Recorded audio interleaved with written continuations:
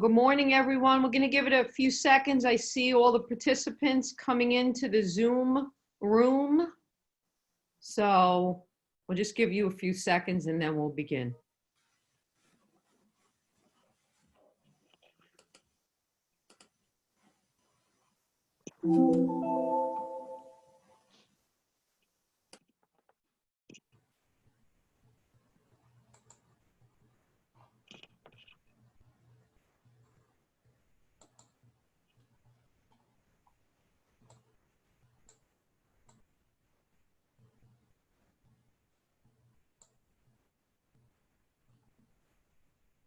Okay, so good morning again, everyone. First and foremost, I hope you're all staying healthy and safe through this, and Long Island strong. Know that the HIA-LI is here fighting the fight with you on a daily basis to really, look at what we could be doing and what we continue to do to help you through this crisis. We have partnered with, obviously, the state. I'm on the phone with them pretty much every morning, and New York Forward to disseminate information, as well as the Suffolk County COVID Business Task Force to give you that information. We've created on our website a portal, a coronavirus section that will give you all that information, not only how to get funding through the stimulus money, but also some things that really can help out through your recovery. I can't tell you how proud I am of the membership, and as we've gone through these last 3 months and as we continue through recovery, talking to you, all of you, and seeing how many of you have repurposed your plants. You're providing protective equipment, both for the police department, for our hospitals, and many people who need it and in dire straits. So thank you for that. There's been an overabundance of kindness as well.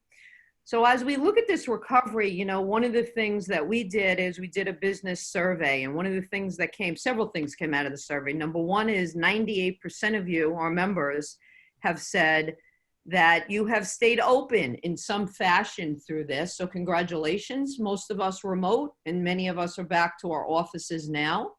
82% of you have told us that you've been able to get either PPP or EIDL or some sort of stimulus money.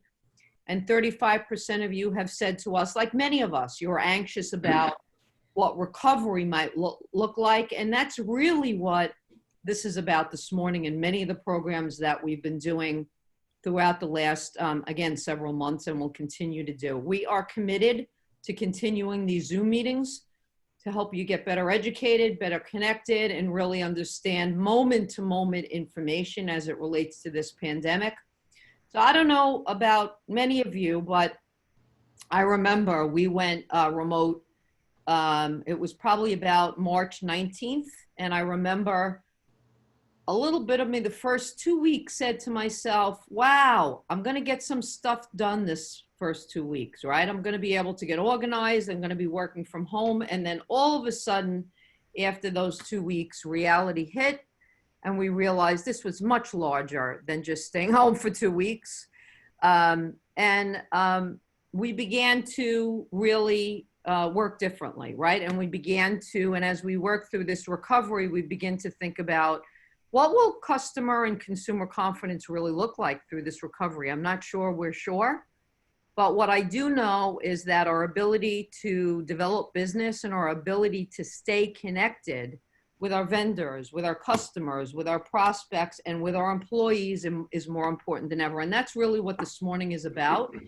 So I'm delighted that we have with us this panel to really talk about what will that look like and to give us some tips in that area. I will turn it back to Anthony to just formally introduce the program, and I think to give you some updates as well. So thank you again to our panelists.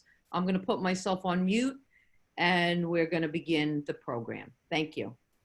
Thank you, Terry, and good morning, and welcome to Prospering in a Post-Pandemic Long Island. And I can't think of a better panel to put together to give us some guidance on how we do that. I also want to thank Compass, Dale Carnegie, Penny Lane, and Sandler Training for all sponsoring today's webinar. So thank you all. We appreciate the support, and we look forward to hearing how we're going to prosper in this post-pandemic. So with that, I want to introduce Michael Frender from Dale Carnegie, who will be the moderator. So Michael, why don't you take it away, introduce the panel, and let's go. Okay, great. Thank you, Anthony, and thank you, Terry, and all the team at the HIA. For doing the continued great work of keeping the flow of information for us and advocating for our businesses. Really, kudos to you for that, and for putting together this panel. Anthony and I were talking about this a couple of months ago when we were just into the eye of the storm here. And we were thinking, wow, what can we do to inspire and influence people in a positive way to come out of this stronger than ever? So I want to just quickly introduce the panelists. I'm really excited to work with them and just really impressed with their level of passion and enthusiasm and their professionalist attitude. So first, let's say hello to Christina Polito, who is the founder and principal over at Compass Workforce Solutions. I love this thought that Christine has. People are valuable, but they're also unpredictable.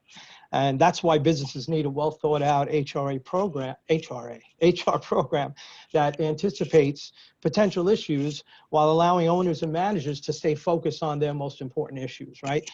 Christina has a passion for helping small businesses. She's been doing it for more than 20 years. She's received many accolades while she's been doing it, and notably Smart CEO Magazine's Brava Award for top female executives on Long Island, also recognized by the Long Island Business News as one of the top 50 most influential businesswomen on Long Island. She also accepted and graduated from the Goldman Sachs Small Business Scholarship Program, and that's quite an honor. And under Christine's leadership, she's worked with the HIA and also driven her company to positively impact the profitability and performance of its clients. So thank you for joining us, Christine. I think your perspective would be tremendously valuable today. Thank you. You're welcome. And we've got Rich Isaac. Of course, he's no stranger to HIA. He's a member of the board and been very active in the community. Founder and president of Sandler Training here in Hauppauge. Rich has been doing that for more than 20 years as well, and now has a team of 8 people helping Long Island and New York City companies too, large and small. I'm a fan of the Sandler selling system. I think David Sandler was a brilliant guy, and I think that Rich is a great exemplar of that Sandler selling system. And just to note that he was awarded the David H. Sandler Award, which is the highest honor in the worldwide Sandler network of over 250 offices with over 600 trainers and sales coaches. Only 22 other people in the world have received that honor. So kudos to you, Rich. And thank you for helping us get this thing together. And then Adam Forgione. I hadn't known Adam until we started to organize this event. And I was like super impressed when I spoke to him about his enthusiasm and his passion about educating the clients. He's really into serving the clients at that level to make them be more successful in using his product and service. So Adam is the founder of Penny Lane Visuals, an award-winning video production studio. He's worked with a number of HIA companies. He's done a great job with them, helping them great results. And again, he'll talk about his passion for educating those clients. He's also been honored with the HIA Humanitarian Award. And he's got the Creative Excellence Awards and also one of the top event filmmakers in the world. So Adam, welcome and thank you for joining us today. Great to be here. Awesome. And one thing I do want to mention, Michael, is that if any of the attendees have questions, there's a Q&A box. You could all just type it in and we'll read that to the panelists at the end. Okay, great. Sounds like the plan. All right, so let's get into it. I was thinking about this last night, and it was, we talk about the new normal, right? Is it really that new? I think that what we've got now is, and I'd like to see if the panel will concur with me or maybe offer a different perspective, but what we are really looking at, in my view, is that we need to have a renewed emphasis on the fundamentals, right? I mean, I'm curious to hear how you weigh in on that. Obviously, Zoom and these things are here to stay, but the social distancing and so on, as Terry mentioned up front, we're still going to be doing that for a little while. Hopefully, we come out of that sooner rather than later. But some of these different ways that we do business are new in some senses. But is that really what's going to power us out of this and make a stronger recovery? Is it really a renewed emphasis on fundamentals? So, Rich, would you concur with that or offer a different perspective? Yeah, I think it's a combination of two things. There's obviously back to certain basics. Obviously, we work in the area of sales and business development. We do some training, coaching, and consulting. So there's certain basic things that we can continue to do that we might have stopped doing for fear of it's not the right time. We can certainly talk more about that as we go through today. But I think the flip side of that, which is also in place, is looking at things differently and doing things differently. One of the things that we've seen is that this situation has, the expression, necessity is the motherhood of invention, or, crisis creates innovation, is it's caused people to, yes, look at certain fundamentals, but also look at new ways of approaching things. And we've seen many of our clients, and I would put us in that category ourselves, of finding new ways to do things as well. And we wouldn't have done them if it hadn't if this whole situation had not happened. Interesting. Yeah, I certainly agree that. And there's also that tentativeness of, we need to take action. But I remember after 9/11, people were like, well, hold off. How dare you call me at this time, right? So again, here, for us to power out of it, we really need to be proactive, and to be sensitive at the same time. So thank you for sharing that. Christine, what do you think? You concur with Rich? Do you have a different insight on that?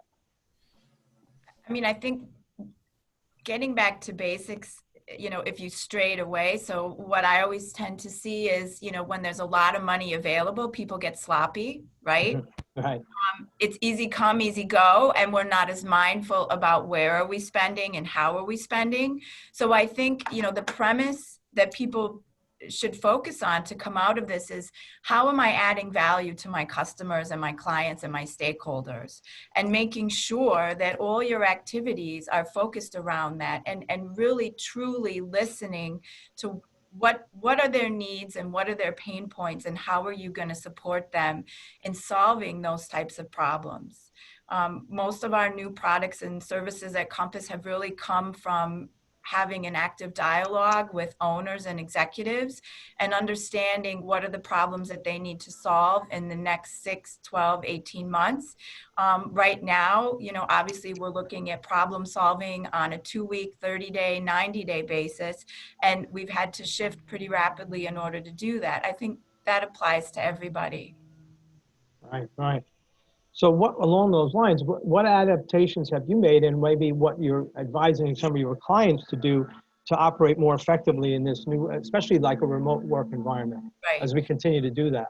Right. So, in a matter of hours, right, we all either were able to migrate our workforces to working remotely. We didn't have that much of a warning. I think we had like 36 hours, and some of those hours weren't even business hours. So we rapidly shifted to being able to support our clients' managers and their employees in being productive and working remotely. So how do I set up a productive space? How do I limit interruptions? How do I manage my time? Those all became super critical. And then being connected. So we're fortunate in that we were on Microsoft Teams in early 2019. And we've connected with a lot of our clients through Microsoft Teams. So now we're an integral part of their communication flow and readily accessible. We shifted our on-site support to virtual support times. And we also started putting programs in place like manager book clubs. So we started running book clubs to give managers the tools to be more effective, right? So we just talked about getting back to basics. Delegation, right? How do I properly delegate so people know what to do? We can't always see each other now. How am I communicating? How am I following up? How am I managing tasks? All those back to basic items are just becoming exponentially important, and supporting managers and feeling comfortable right away allows everyone to be more productive. And that's been tremendously successful for us. And also our clients are grateful for that support. Awesome. You mentioned Microsoft Teams. Until this, I hadn't heard of it. So it's certainly adopting a lot of new things. Adam, what do you weigh in on this, on the new normal, and are we really emphasizing back to fundamentals, or how are you looking at this from a different perspective as well? Yeah, so I always found that people don't like change in general. And it's inevitable if we really look back 5, 10, 15, 20, 30, and so on, all these years back. If we really look back and we say, oh, I can't imagine I have to use email. I can't imagine I have to use an internet. I have, this is, I have my other way. But look how we always force ourselves to adapt. And, obviously we have the early adopters, and then we have the others that follow through after that. I think this is a moment in time that forces society to do something else, to change once again. And I think this change is as big as anything like getting on board and using the internet, which we've all been doing for a long time now. And I think we won't go back to what we used to call a normal. I think there's going to be a new normal. I think a lot of business is going to happen in a remote setting now, because we're proving that we can get things done in a remote atmosphere now. And I think things will go back to somewhat normal, but I don't think we even know what our new normal setting is going to be, leading into 2021.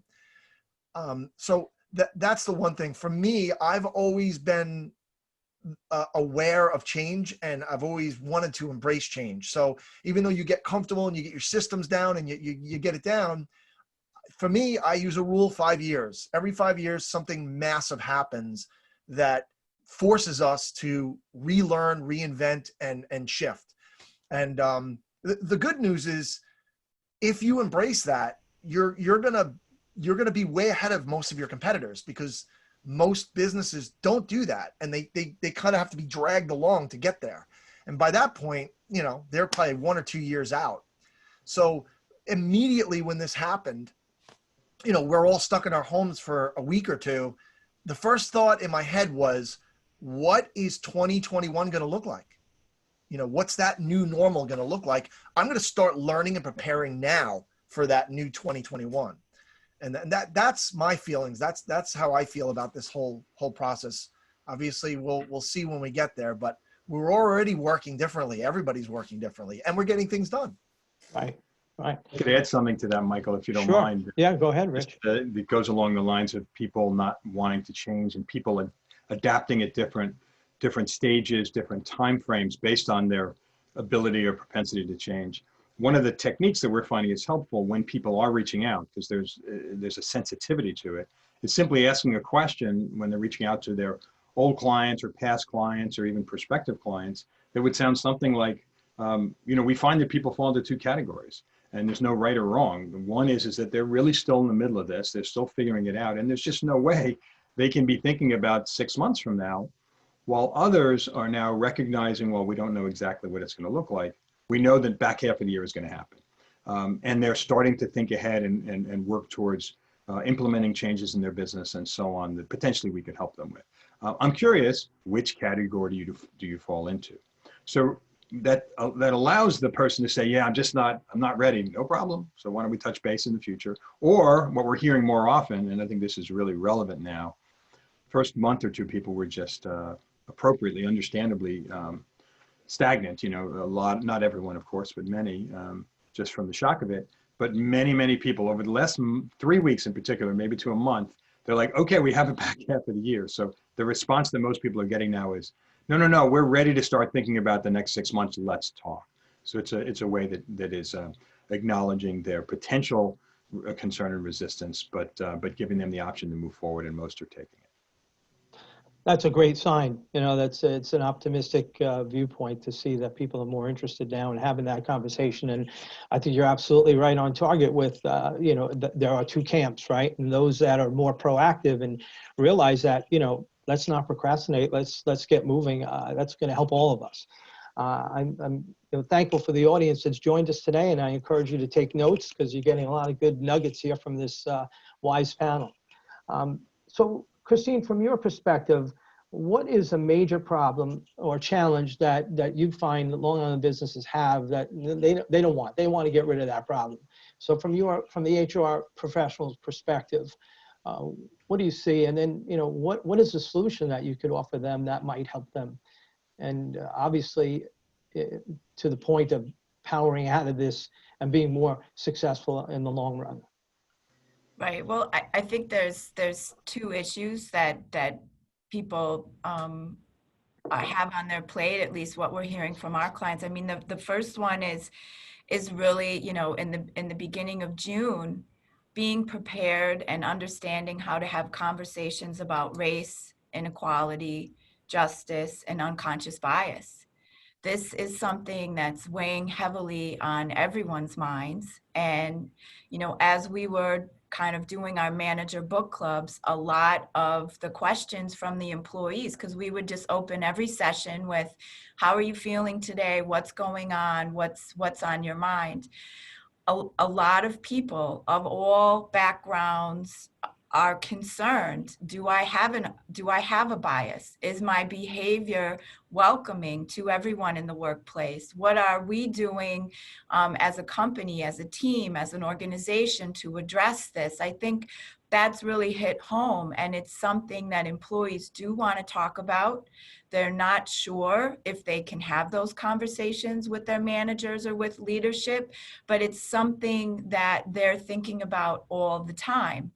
And I think as we look at what's going on in Long Island with the peaceful protesters, we see that this is very much something that is here, and we're going to need to deal with this in a positive way. And I think it opens up good dialogue and kind of follows through with what we saw with the Me Too movement. So I think companies need to be prepared and to know that just being willing to have those conversations and to listen with an open mind and an open heart is what they need to be able to do. I think the second thing that people are facing, which it's a challenge, but it's also a tremendous opportunity for Long Island, is the ability to work remotely, right? I have a lot of leadership teams that said, wow, I fought this for years, and look at what we're doing, and everybody's working remote and everybody's pitching in and contributing. So from a Long Island perspective, it does a couple things for us. First of all, it tremendously expands our talent pool, because I can have people working from any part of the country on different time zones to serve my clients. People are very comfortable now knowing that they're connecting through Zoom and technology.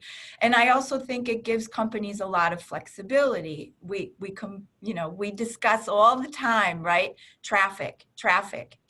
How do we redirect traffic? Well, what if we weren't all in our cars every day all the time? And from a leadership perspective, for me, since I do most of the business development, is my time. So driving or going into New York City to meet with a client, that's a 3-hour, kind of low productivity activity with a very concentrated opportunity in there. But now everyone is very comfortable when we say, would you like to meet on a Zoom call first? We've closed business on Zoom calls with myself and my team and the client participating and having a very open dialogue over Zoom, and people are very comfortable with that. So I think there's a huge opportunity there in how we're conducting ourselves and doing business. And for Long Island companies, again, so not only are you expanding your talent pool, but you might actually be expanding your customer base, because now you can touch people in a bigger radius than maybe what you could have done before. Absolutely. I think that opens up a lot of possibilities. So that would be one of the other questions, is that advice that you have for businesses to move from just being to, like right now, we're consumed with, have been, surviving, just, getting through this. But how do we get to thriving, right? I mean, adopting these newer technologies, things that were here before, but maybe weren't using. So this is certainly one way to do that, right? Adam, how do you find that? Is it working with clients and understanding their biggest challenges and specifically, what are they as it relates to your business? And, what is it that they have on their plate that they'd like to get rid of? And how can you help them do that? I think most clients that call us that are new, they know they need for a video production company, so they know they need video, and it's pretty easy to just Google video marketing statistics, and everybody sees the numbers, and it's just a whole different level from copy and image. So everybody's embraced video and understands the power. In a lot of cases, video is a very expensive form of marketing, but it doesn't have to be. There are many ways to make it very affordable. What I see most of the times is that clients call up and they say, we need a video. There's generally a lot of chefs in the kitchen that come up with the concept, but they never really have a focused purpose. So they're basically like, we need a video, and while we're doing the video, let's throw everything we have in it and say everything possible, and let's just get it out because we heard video is good. And that's probably one of the worst things a business can do. If you look at a TV commercial as an example, you can learn a lot from that. They have 30 seconds to get one single point across, maybe to a specific, very niched audience, and maybe one feature from one product that they sell. And it's very laser focused, but it's very effective. And you hear that old adage, the riches are in the niches. So it's the same concept with video. Although you can film everything, when you actually put an edit together and you say, here's the video I'm going to put out there, you don't want to sell everything most of the times. What you really want to do is you want to focus on a specific audience target, and you want to focus on a specific, let's say, aspect or service or product or whatever that is that you're selling. And you can make 20 different little specific videos that are specific for a product or service and an audience that it goes to. So I'm always educating our clients from that end. And fast forward to where we are today, I have to say this, everyone has a phone for the most part. And, an iPhone is an incredible camera, believe it or not. It's not on the same level as professional cameras in a lot of ways, but the picture quality can be stunning for a phone. And, you can easily record in 4K if you wanted to. So people already have a tool that used to not be around before. So now with where we are today, I'm trying to educate people as to, hey, maybe we can't get together as much because of social distancing, but you already are the production team. Now I can teach you the basics.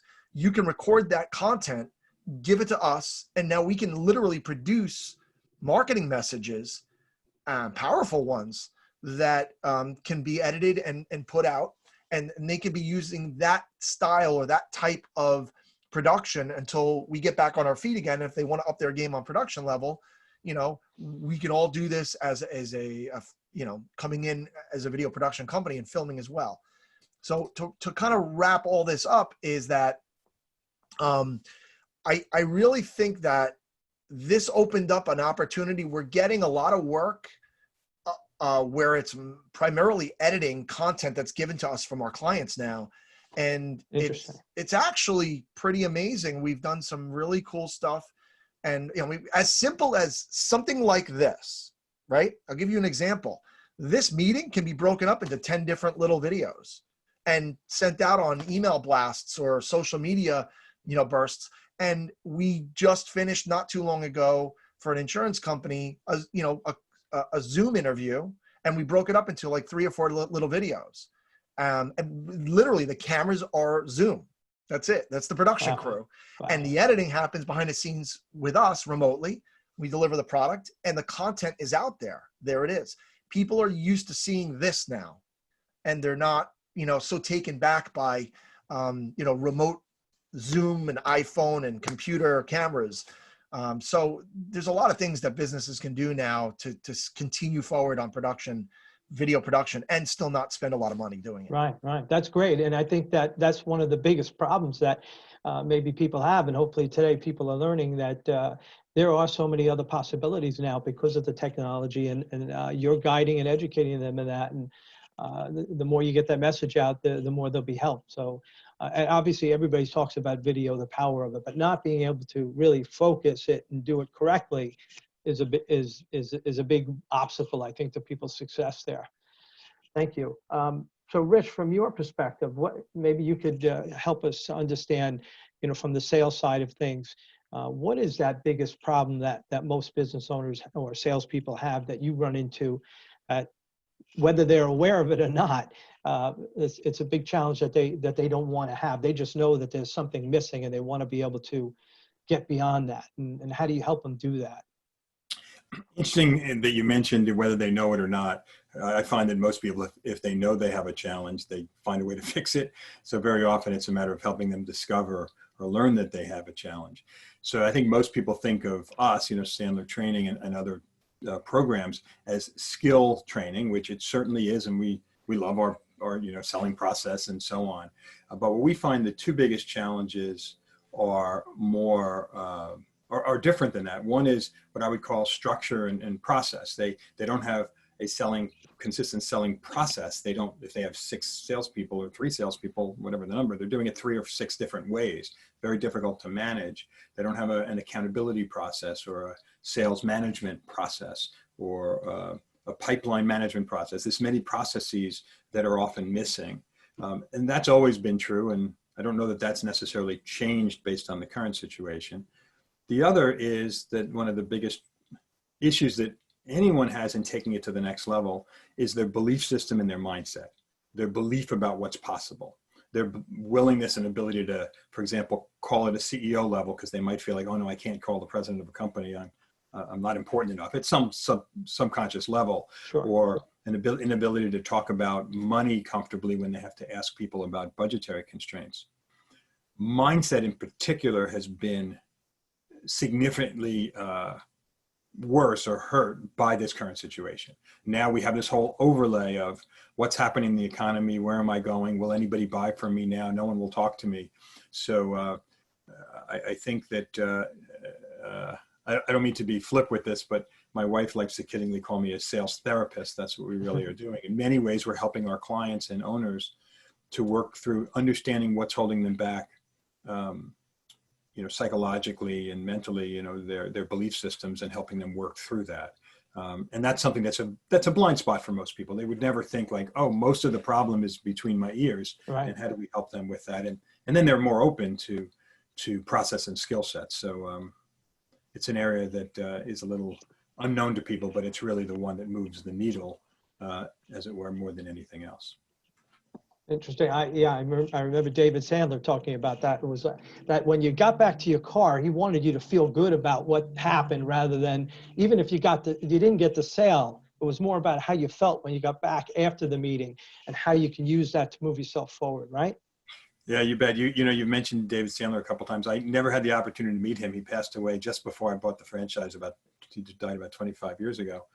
But he's left such a legacy. I've listened to him on tape. I've seen him on videos, and he was a genius. And the thing I love about it is if you like the Sandler stuff or don't like the Sandler stuff, I don't take any credit or blame. I didn't invent it. It's just some brilliant stuff, and I feel honored for me and my team that we're able to represent it. That's great. So, Rich, do you think that the companies and the clients or prospects you're working with are struggling or not reaching they're getting the greatest results because they're lacking in the selling side, strategy, or is it more tactics? It's a great question. I think most people jump to try to solve problems in a tactical way. Oh, let's make more phone calls. Or maybe we should do a trade show. Or, so they jump to sort of conclusions, and they have a tendency not to step back and look bigger picture and more strategically. We use a little pyramid we refer to as the 4 S's. At the base of it is strategy. Do we have a go-to-market strategy? Do we understand our market niches? Do we know what we're going after?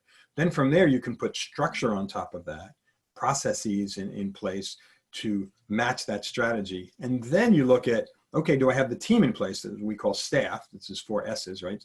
Strategy, structure, staff. Do I have the right team with the people in the right seats on the bus, as one of the famous business books says? And then on top of that is skills. How do I optimize those people? And I think most people jump into skills and jump into tactics. One of my best examples, I remember a client, she was in the web development business back when people were developing new websites because people didn't have them. Many people didn't. And she's like, and she says to me, I really understand the residential real estate business. I think that can be a really important niche for me. I just know that business and know the need, which is a very sort of big picture strategic comment. And I said, great, tell me a little bit more about that. And she literally says, I think I'll call Phil. And I was like, who's Phil? Well, he's some real estate guy that I know. I'm like, whoa. What if Phil doesn't answer the phone? Does that blow your whole strategy? It was just an interesting, it was just interesting to see how the big picture was there, but then there's a tendency to jump at little things versus stepping back and building a plan. Right. Interesting. So strategy first, tactics follow, right? As they say, strategy trumps tactics every time. Right. Okay.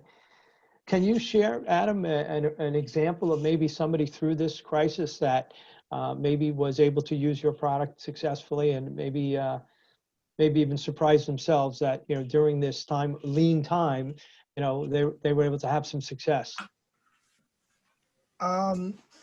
So I'll throw a few quick examples. One example is we did a video for a restaurant that's located in Oyster Bay, where they wanted to make a video that was prepared so that when we did open, they would put this out and they would show that they're doing it the right way. We're serving food and we're servicing our client or our customers in a safe way. So we spent the day filming in the restaurant and having them sort of reenact what is actually happening.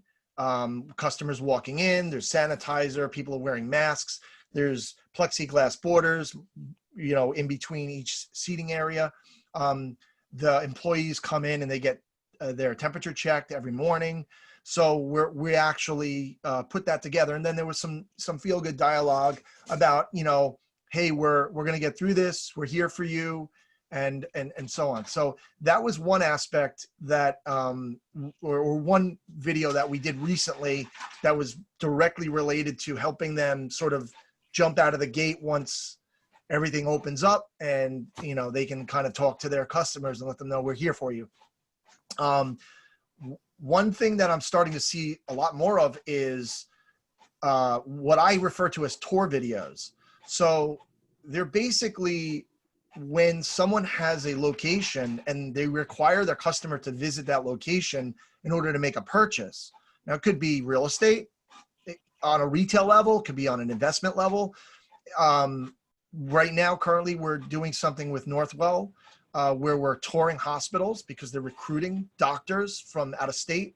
Normally, doctors aren't aren't flying here to see if this might be the right opportunity for them. So now, we're working on tour videos where they can actually see and experience the hospital and see if it's the right fit for them before they actually make the move or take it to the next level. Same thing with schools as well, and private schools where, parents and potential students potentially would travel to go see, even if it's local travel. Now they can actually keep their distance, but still experience that tour. And an interesting concept that we're seeing a lot more of is a concept of morale building for larger companies. So you've seen these music video box videos where everyone's singing. And most of the times they're just having fun. They're amateurs just having fun. Right. But they're utilizing that type of video as a morale booster for large corporations now. And they're getting the employees involved. And we're hearing that the results internally are very successful, but we're having a lot of fun doing it on our end because it's fun. As you can see a piano behind me, I have a music background, so I welcome that. And, one of our accounts too is a church.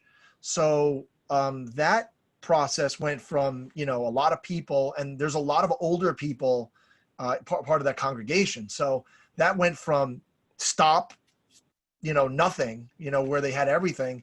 And pretty much we went through like a good month or two of heavy training just through Zoom to teach people how to utilize their phones correctly, basic framing, basic lighting, basic, just to look better than you normally would if you didn't know anything. And now we have, 20 to 30 different types of people within this organization constantly sending us content, from their phones or computers. We're putting it together and we're putting it out virtually versus the way we were doing it before, which is we were literally there as a, either producing a content through video or actually being there as a live event company and, providing the lighting and the sound and the presentation live. We can't do that right now.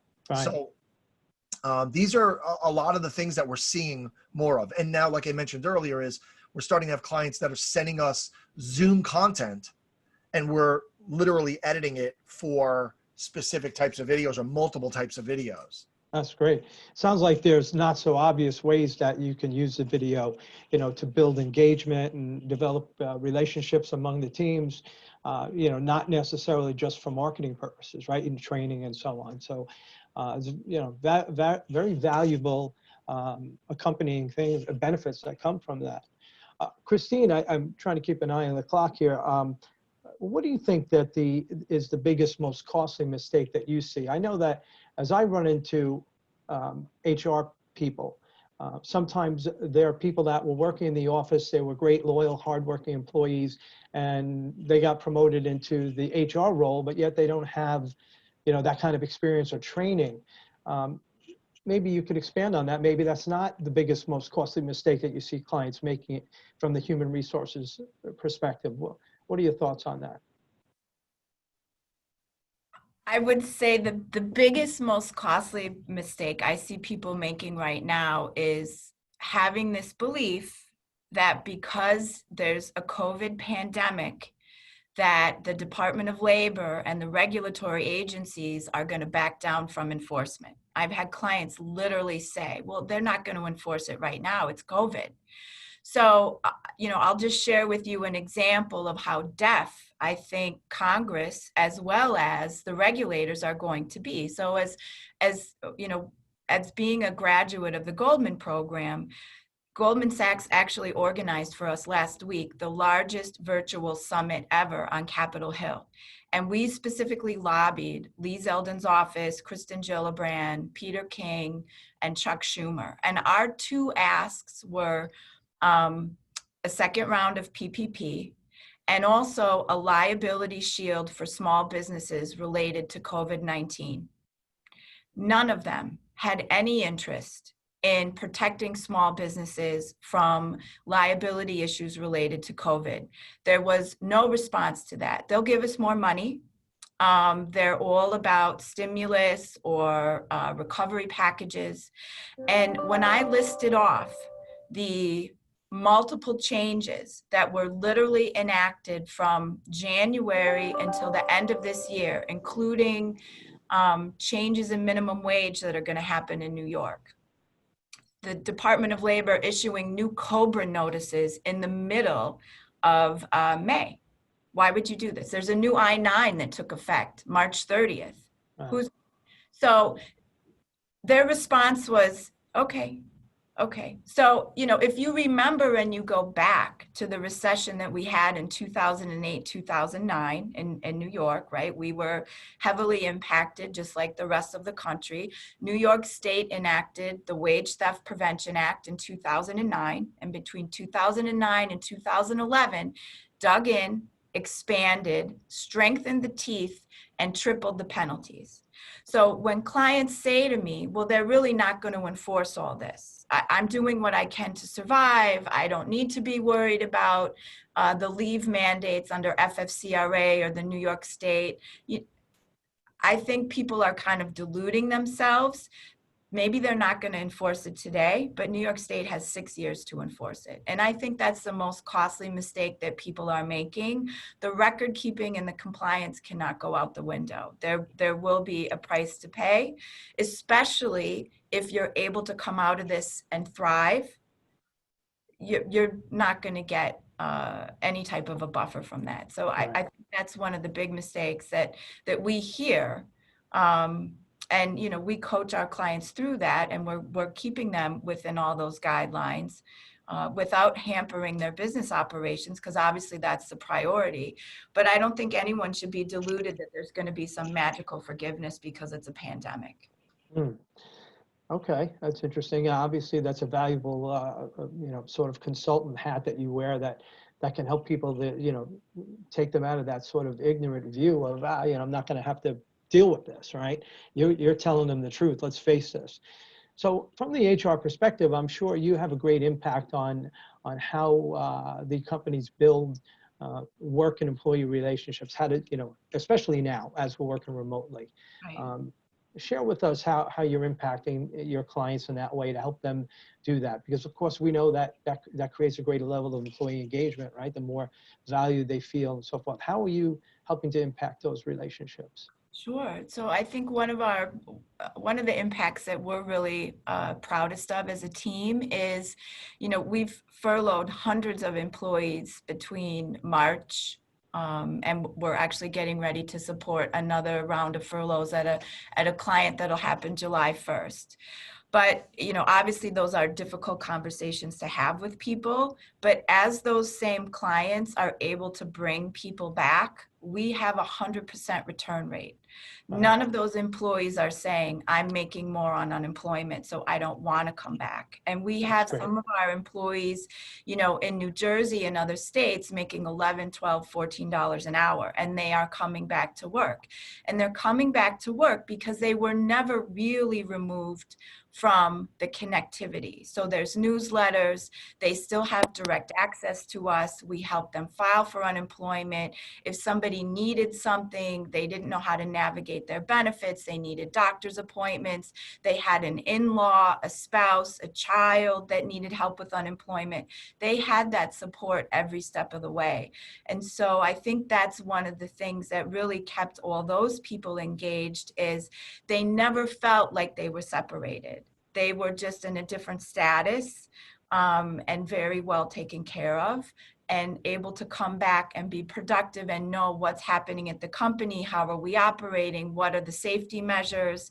We're doing return to work surveys, so we know and we can tell what employees have different concerns, what concerns about childcare is, what are going to be some of the challenges, and how do we need to adopt the work environment. Because replacing and retraining employees at this time is an additional spend. So if you don't have to do that and you can retain that knowledge and that engagement level, that's a very powerful tool to continue to launch your business going forward. And it's something that we're just very proud of and our clients are very grateful for. Right. So keeping them connected obviously is an important thing. Obviously, even more so as we're working remotely or being furloughed, right? Making them feel that they're still part of the organization. Right, before I hand it back over to Anthony, I want to ask each panelist one quick question just to round it out. And thank you so much for sharing all your wisdom today. I think, Rich, maybe we'll start with you. If you were advising a close friend or a relative and you weren't selling to them, but you were just giving them your honest, wisdom, right? To get out of this scenario, what's one or two or three or just things that you'd suggest they did? Oh, you're on mute, Rich. Sorry about that. No Some of you problem. may be familiar with something called the Sandler Success Triangle, and I think it's really relevant here. It's B, A, and T, behavior, attitude, and technique.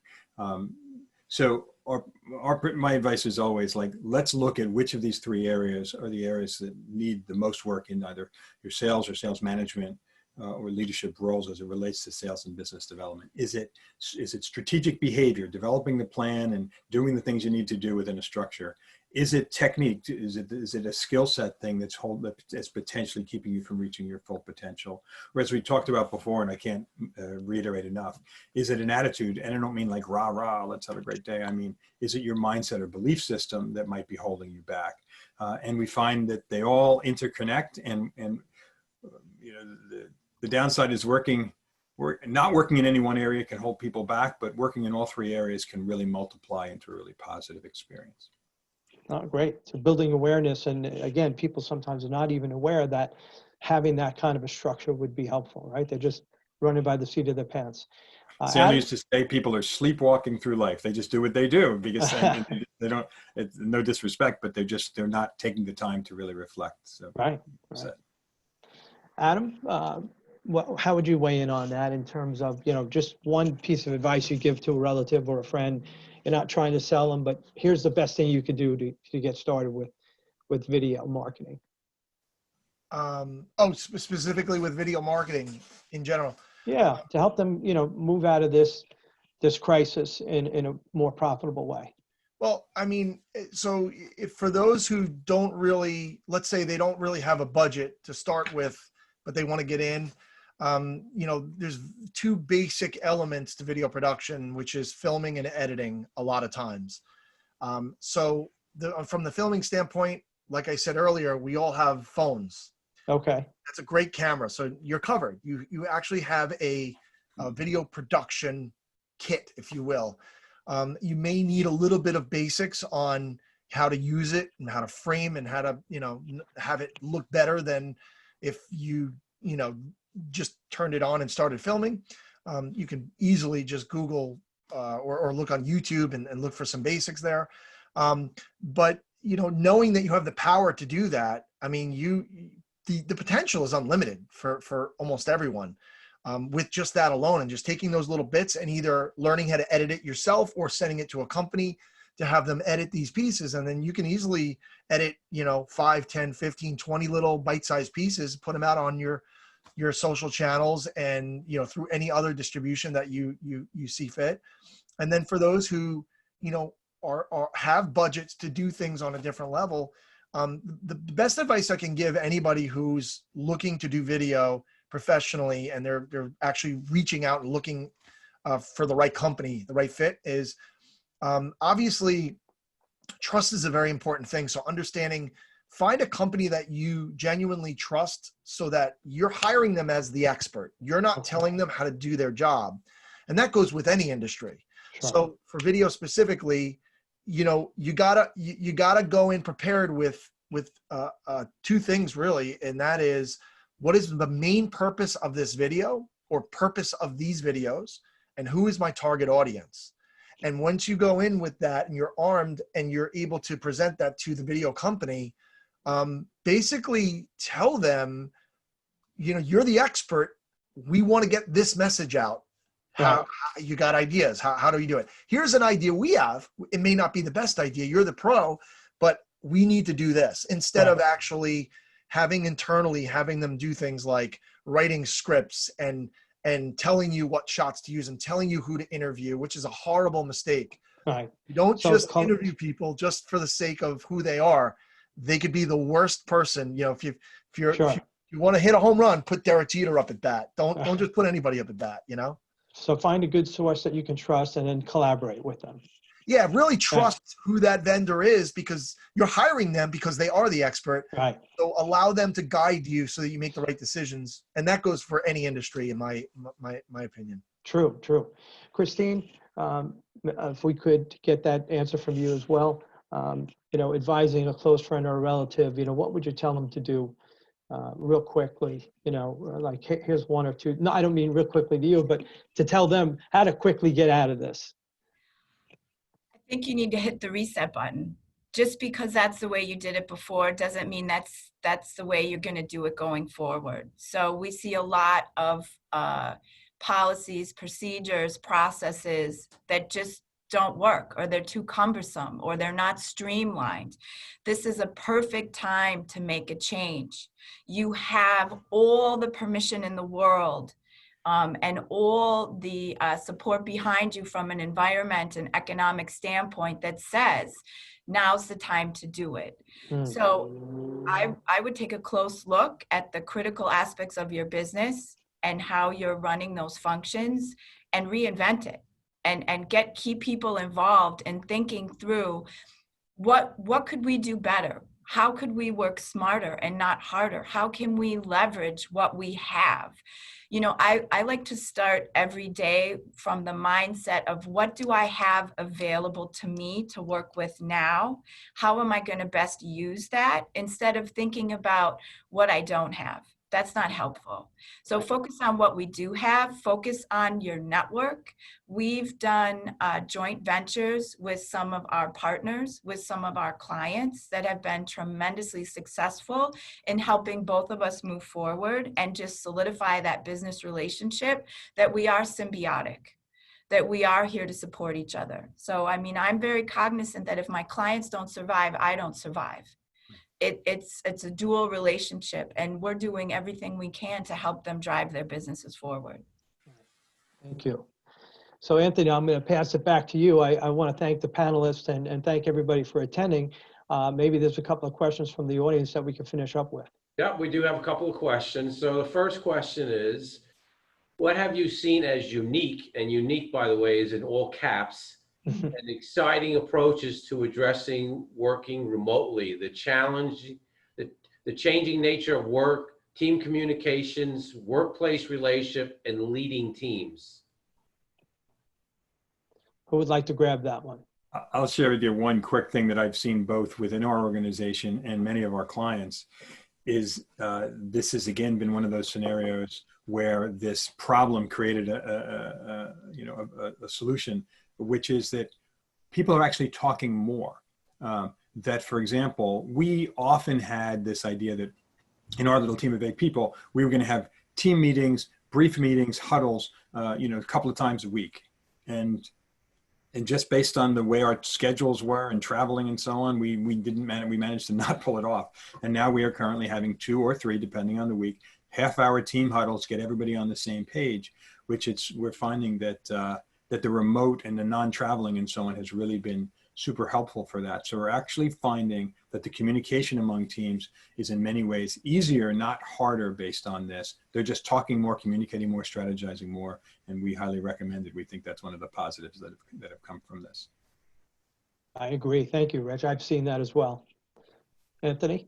Great. So another question is, right now, obviously we're back.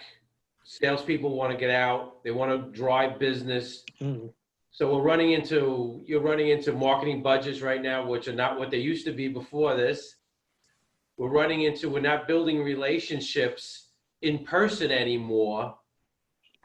What would your advice be to a salesperson right now? And how important is adapting to this new world we're in? That would either Michael or Rich can answer that one. Michael, Yeah. I took the last one. It's all yours. I think you just have to keep on plugging in one way, but you got to try and be creative to find some new avenues. And I think what Christine touched on, I think is very valuable.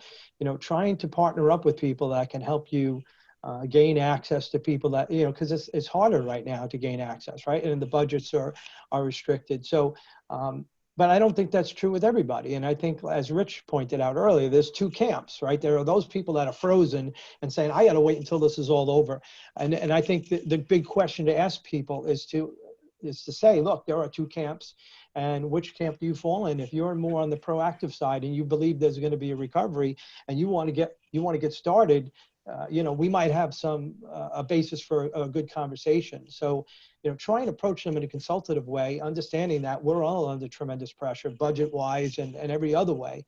But ask them those powerful questions and let them know, look, it's okay if you're not ready to talk now. That kind of puts them at ease. I think, Rich, would you agree? Absolutely, You know, and I'll add to that that the interaction between people, again, this is a side benefit, is not really different. People are, to Adam's point, are used to Zoom, and we said, let's just set up a Zoom meeting. We used to do phone calls as an initial meeting, and now we say, let's do a Zoom call as an initial meeting. So we actually get more out of that first half-hour meeting. And if we treat it the same, now don't get me wrong, we understand that there are constraints and we have to be sensitive to that in terms of budgets and so on. So we have to think about giving people options that might be starting points that make it easier for them. But in terms of the interaction, it's really not different. this has caused me, for example, and many of our clients to turn to things like Calendly, which is an app that allows people to just put a half an hour on your calendar. So it's caused us to look at technology as a tool, but we interact with people exactly the same way. There might be 3 people in the room or 5 people in the room, and they're in different cities, whether it's clients or prospects. It's not as different as you think. It's actually better in some ways. And if you can own that, it's golden. Golden. Now, I know we're at 10 o'clock now, but I do want to ask, I have a question for Christine, so I want to get this one in. Okay. Christine, companies, people that work in New York City have been working from home the last 3 months. They've been doing their job. They don't want to go back to New York City. As an employer, as an HR person, how do you handle that? I know it's a tough question. Right. I guess the question is, what is the job, and do they need to be in the city? Can the job be done another way? So, you know, what we're seeing is a lot of companies are making small satellite offices where maybe a group of people that are living in the suburbs, whether they're coming from Westchester or New Jersey, they have these pods that they're setting up where they can get together a couple times a week when it does require them. But the rest of the time, it's not necessary. So we have a particular client in the city that does textile design. And so that's a very hands-on, touchy-feely, connected process. We created work groups. So the work group consists of the salesperson, the designer, and what we call a converter. And they get together once or twice a week to work together, whether it's via Microsoft Teams or Zoom or in person, depending on what they're comfortable with. But we're figuring out ways that they don't have to be in the city. I don't think you can force someone to come in right now. I don't think they're going to be productive. There's a lot of challenges with that. And I think to build engagement and loyalty, if you can find some workarounds or maybe dig into why do they not want to come back? What is the specific fear? Is it riding the train? Okay, would you be willing to split car service with them 50-50? You know, or pay the difference between train and car service. So looking at what is the concern? Maybe it's parking. Maybe they rather show up at 10:30 and work until 7:30 when they're not in rush hour. So there's a lot of workarounds and options if you can have that one-on-one conversation, acknowledge the fear, acknowledge the concern, don't dismiss it, be connected, and then just listen. And what we find is a lot of times in the middle of that phone call with that employee with all the concerns, the more they talk about it, the more they hear it out loud, the less it becomes an issue, because what they're saying to you is, I just need you to hear where I'm at right now and how I'm feeling. Once you hear me, I could probably cope better with it. I need someone to tell me I'm not crazy. I'm okay.